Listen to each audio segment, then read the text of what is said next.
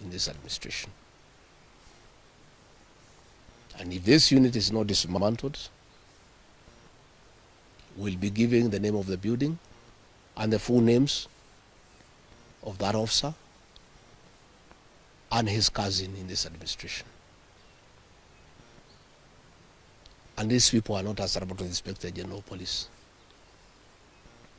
Your guess is as good as mine as to who is the commander of that unit. Let me emphasize that killing our children will not quell the anger of the Kenyan people. People are very angry with this administration. Abducting young people is not a solution. You must address the cause of the disquiet, of the discontent. Why are people aggrieved with this administration? That must be dealt with. Abducting these children and killing them is not a solution. And I must remind my friend and brother, Dr. William Ruto, that since independence, no government has ever gone for children. This is the first administration in the history of this country to target children for repression and persecution. Even the colonial administration, brutal as it was, it never went for the children. And the question the president must address is simple. Why has everybody turned against you and the administration in only 2 years? That is what you need to interrogate instead of persecuting these children. Again, he must understand the law of nature. Nature abhors vacuum.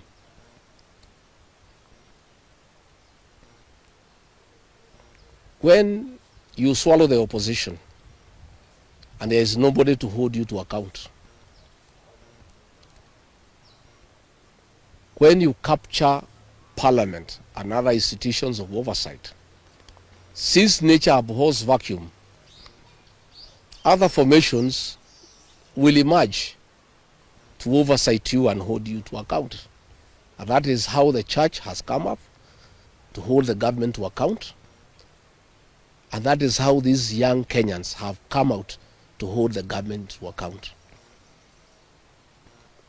In the unfortunate event that these children were to be muzzled and silenced through death and abductions and other extrajudicial methods of silencing dissent, some new formations will also come up to hold the government in check because nature abhors vacuum. So the amount of repression that is going on in the country is unparalleled, it is unprecedented, and it needs to come to an end. I have just learned we have a prayer meeting in Shamata Ward in Nyandarua tomorrow. We have a farm. The residents of that ward normally meets once in a year for prayers to close the year. We have prayers tomorrow. And the police commander there in that county is intimidating leaders to cancel those prayers, that they will not be allowed to take place, that they need a permit. I want to tell the county commander in Nyandarua that you don't need a permit to hold prayers. Again, is this repression by this administration.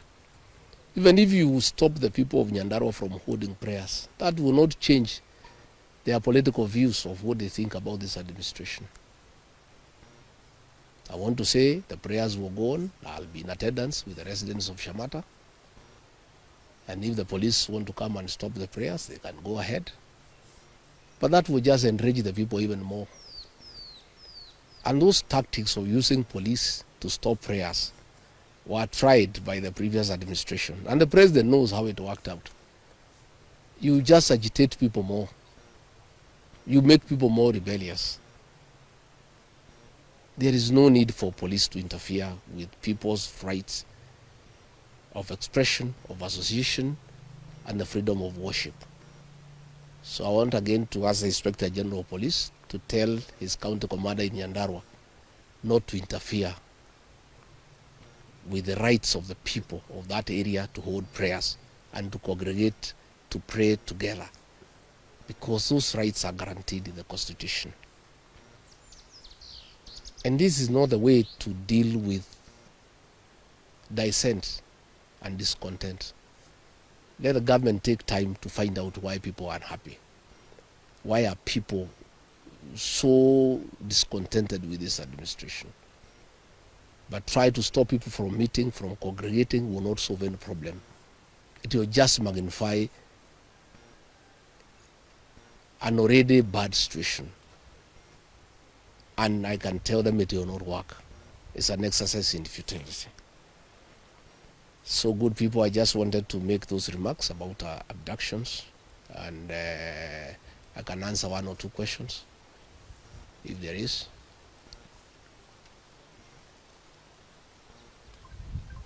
Kosawa?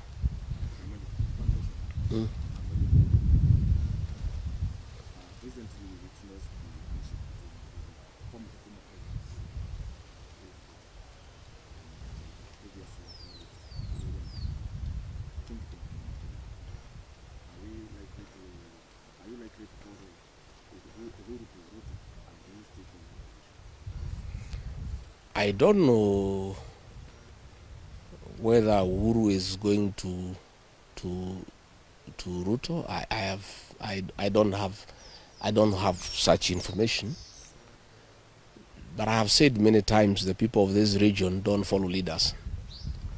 It's leaders who follow the people. I don't follow anybody myself. I only follow the people.